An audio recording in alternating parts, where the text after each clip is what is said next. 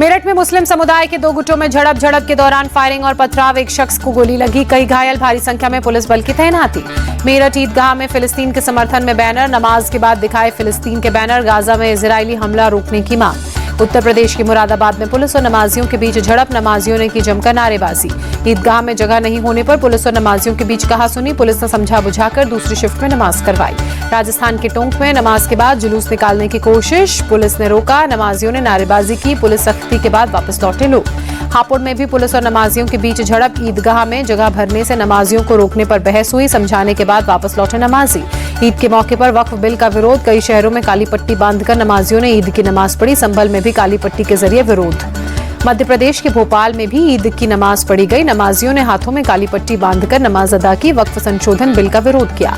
दिल्ली की जामा मस्जिद में छोटे छोटे बच्चों ने एक दूसरे के गले लगकर ईद की बधाई दी। देश भर में आज मनाई जा रही है ईद। राष्ट्रपति मुर्मू ने देशवासियों को ईद की बधाई दी, ट्वीट कर लिखा, ये पर्व सभी के लिए खुशियां और समृद्धि लेकर आए। प्रधानमंत्री मोदी ने भी देशवासियों को ईद की शुभकामनाएं दी, ट्वीट कर लिखा, ये त्योहार सभी के जीवन में खुशियां और सफलता लाए। बीजेपी नेता मुख्तार अब्बास नकवी ने ईद की नमाज पढ़ी, दिल्ली की इमामिया हॉल मस्जिद में नमाज अदा की। बीजेपी नेता शहनवाज हुसैन संसद के पास पूर्व राष्ट्रपति फखरुद्दीन अली अहमद के मकबरे में बनी मस्जिद में गए, ईद की नमाज अदा की, दुआएं मांगी। दिल्ली में ईद की नमाज के बाद शहनवाज हुसैन ने सभी को दी मुबारकबाद, बोले यही कामना है कि सब मिलकर ईद बनाए, मुल्क तरक्की करे। मुंबई में भी ईद की रौनक नजर आई, लोगों ने सुबह सुबह अपने इलाकों में मस्जिद में नमाज अदा की। पटना में ईद की सुबह गांधी मैदान में जमा हुए भारी तादाद में लोग ईद की नमाज अदा की। बिहार के सीएम नीतीश कुमार ईद के मौके पर गांधी मैदान पहुंचे, मुस्लिम धर्मगुरुओं ने नीतीश कुमार का स्वागत किया।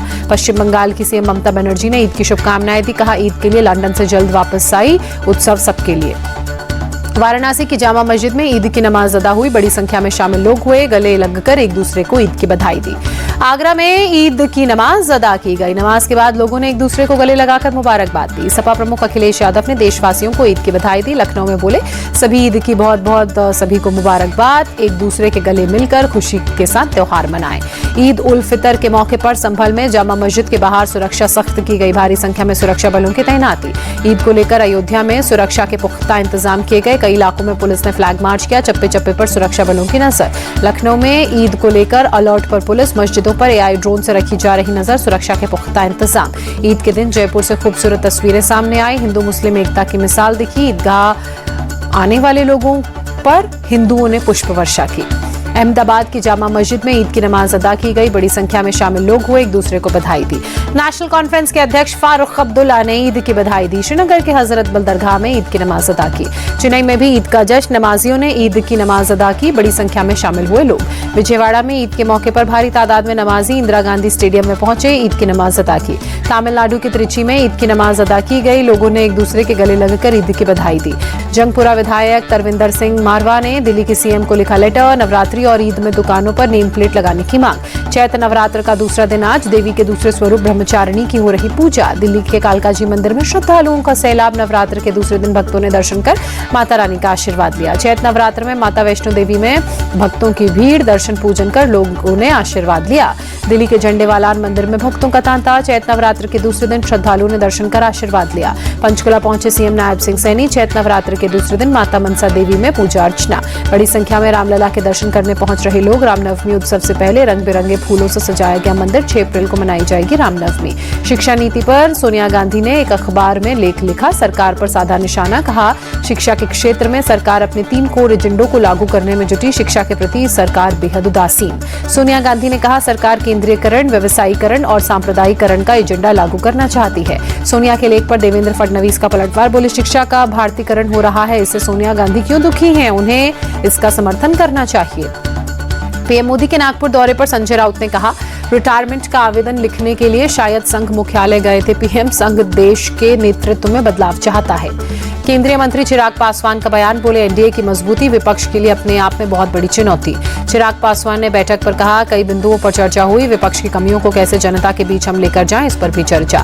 दिल्ली की पूर्व सीएम शीला दीक्षित की आज जयंती, कांग्रेस नेता देवेंद्र यादव, संदीप दीक्षित समेत कई नेताओं ने श्रद्धांजलि दी। आईएफएस निधि तिवारी बनी प्रधानमंत्री मोदी की नई निजी सचिव, फिलहाल निधि पीएमओ में उप सचिव के पद पर कार्यरत थे। जयपुर में विधायक रफीक खान और रोडवेज के चीफ मैनेजर में जोरदार बहस। रोडवेज की जमीन पर हुए अतिक्रमण को लेकर दोनों के बीच हुई बहस।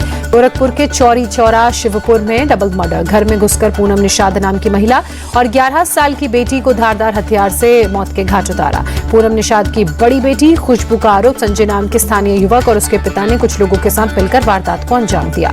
पुलिस कई संदिग्ध लोगों को हिरासत में लेकर पूछताछ में जुटी। कॉल रिकॉर्ड्स और सीसीटीवी भी खंगाल रही है। फॉरेंसिक टीम ने कई अहम सबूत जुटाए। रिजवान ने दोस्तों के कहने पर हत्या की बात कबूली। मुस्कान साथ रहने और हर महीने 40,000 रुपए देने का बना रही थी दबाव। बिहार में फिर पुलिस की टीम पर हमला। मुंगेर के पंडिया गांव में पुलिस पर पथराव। 2 महिला कांस्टेबल समेत 4 कांस्टेबल घायल। आर्म्स एक्ट में वांटेड देवराज की गिरफ्तारी के बाद गांव वालों ने हाईवे को जाम किया। मौके पर पहुंची पुलिस टीम पर पथराव हुआ। 1 महिला कांस्टेबल का सिर फटा। पुलिस ने 5 महिलाओं सहित 10 लोगों को गिरफ्तार किया। 25 के खिलाफ नामजद, 50 के खिलाफ अज्ञात एफआईआर दर्ज। दिल्ली के लक्ष्मी नगर इलाके में मल्टी स्पेशलिटी अस्पताल में आग लगी। हादसे में किसी तरह की जनहानि की खबर नहीं। आग लगने के बाद अस्पताल में अफरा तफरी। दमकल की 4 गाड़ियों ने आग पर काबू पाया। अगरतला पुलिस को बड़ी कामयाबी मिली। ज्वेलरी चोर मामले में खुलासा किया। चोरी का सामान भी बरामद। पुलिस ने चोरी करने वाले आरोपियों को पकड़ा। गिरफ्तार आरोपियों से पूछताछ जारी। बाकी सामान भी जल्द बरामद करने की पुलिस ने कही बात। देहरादून के कोरोनेशन अस्पताल पहुंचे CM Pushkar Singh Dhami. Food poisoning के चलते भर्ती हुए मरीजों से मुलाकात कर उनका हालचाल जाना। वोडाफोन आइडिया के 36,950 करोड़ बकाया को इक्विटी में बदलेगी सरकार। कंपनी में सरकार को 49% हिस्सेदारी होगी। 3,695 करोड़ इक्विटी शेयर जारी करेगी कंपनी। गिबली ट्रेंड के चलते रविवार को ChatGPT डाउन हुआ। करीब 1.5 घंटे एक्सेस नहीं कर पाए यूजर्स। अब दिन में सिर्फ 3 इमेजेस होंगी जनरेट। येस बैंक को 2,209 करोड़ का इनकम टैक्स डिमांड नोटिस मिला। बैंक ऑर्डर के खिलाफ अपील करेगा। 1 साल में शेयर 31% गिरा। कंपनियों को 2 व्हीलर के साथ 2 ISI हेलमेट देना जरूरी। केंद्रीय परिवहन मंत्री गडकरी ने कहा, हर साल एक्सीडेंट में 69,000 से ज्यादा मौतें हो रही हैं। सुरक्षा के लिए हेलमेट जरूरी। इंडिगो पर 944.20 करोड़ रुपए का जुर्माना। इनकम टैक्स डिपार्टमेंट ने पेनल्टी ऑर्डर भेजा। कंपनी ने कहा, आरोप बेबुनियाद, कोर्ट में चुनौती देंगे। सिंगापुर की सॉवरेन इन्वेस्टमेंट फर्म टेमासेक ने हल्दीराम में 10% स्टेक खरीदने का एग्रीमेंट किया। 8,555 करोड़ में डील। 5 से 6% एक्स्ट्रा हिस्सेदारी भी बेच सकती है कंपनी। कल से देश में लागू होगा नया बजट। 12 लाख तक का कमाई पर टैक्स फ्री। शेयर बाजार से जुड़े इंश्योरेंस प्लान्स पर लगेगा टैक्स। जनवरी में कोयले के आयात में 1.23% की मामूली बढ़त। कुल आयात 2.14 करोड़ टन हुआ। नए वित्त वर्ष में भारत की अर्थव्यवस्था की बात की जाए तो EYE इकोनॉमी वॉच की रिपोर्ट के मुताबिक 6.5% रहेगी वृद्धि दर। IPL में आज मुंबई इंडियंस और कोलकाता नाइट राइडर्स के बीच भिड़ंत होगी। मुंबई में होगा मुकाबला। शाम 7:30 बजे शुरू होगा मैच।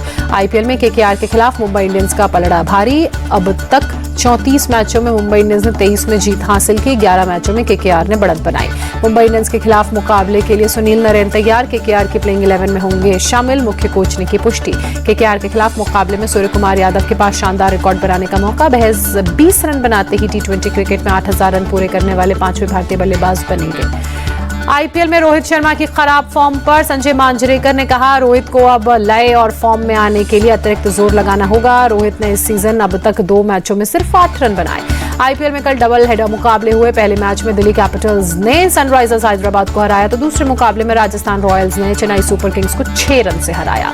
चेन्नई सुपर किंग्स की लगातार दूसरी हार। रोमांचक मुकाबले में राजस्थान रॉयल्स ने जीत का खाता खोला। पहले बल्लेबाजी करने उतरी राजस्थान रॉयल्स ने 20 ओवर में बनाए 182 रन। लक्ष्य का पीछा करने उतरी CSK 176 रन पर सिमटी। नीतीश राणा और वानिंदु हसरंगा रहे राजस्थान की जीत के हीरो। नीतीश राणा ने खेली 36 गेंदों में 81 रनों की धमाकेदार पारी। प्लेयर ऑफ द मैच भी बने। राजस्थान रॉयल्स के लिए वानिंदु हसरंगा ने की घातक गेंदबाजी। शिवम दुबे, राहुल त्रिपाठी, ऋतुराज गायकवाड़ और विजय शंकर के बड़े विकेट चटकाए। चेन्नई सुपर किंग्स के कप्तान ऋतुराज का अर्धशतक गया बेकार। मुश्किल हालात में टीम के लिए खेली 63 रनों की जुझारू पारी। IPL में यशस्वी जायसवाल का निराशाजनक प्रदर्शन। CSK के खिलाफ सिर्फ 4 रन बनाकर हुए आउट। पहले 2 मैचों में भी फ्लॉप रहे। रेयान पराग ने राजस्थान रॉयल्स की गेंदबाजी और फील्डिंग को दिया जीत का क्रेडिट। बतौर कप्तान IPL में पहली जीत हासिल की। IPL 2025 में दिल्ली कैपिटल्स की लगातार दूसरी जीत। पहले हेडर मुकाबले में सनराइजर्स हैदराबाद को 7 विकेट से शिकस्त दी। टॉस जीतकर बैटिंग करने उतरी हैदराबाद पूरे 20 ओवर भी नहीं खेल पाई। 19वें ओवर में 163 रन पर ऑल आउट हुई। 37 रन के अंदर चलते बने सनराइजर्स हैदराबाद के चारों शीर्ष क्रम बल्लेबाज। अनिकेत वर्मा की ताबड़तोड़ 74 रनों की पारी की बदौलत संभली हैदराबाद की टीम। 164 रन के टारगेट का पीछा करने उतरी दिल्ली कैपिटल्स ने 16वें ओवर में मैच अपने नाम किया। टीम की ओपनिंग जोड़ी ने पहले विकेट के लिए 81 रनों की पार्टनरशिप की। दिल्ली कैपिटल्स के गेंदबाज ने किया शानदार प्रदर्शन। मिचेल स्टार्क ने 5 तो कुलदीप यादव ने चटकाए 3 wicket. Starc player of the match बने।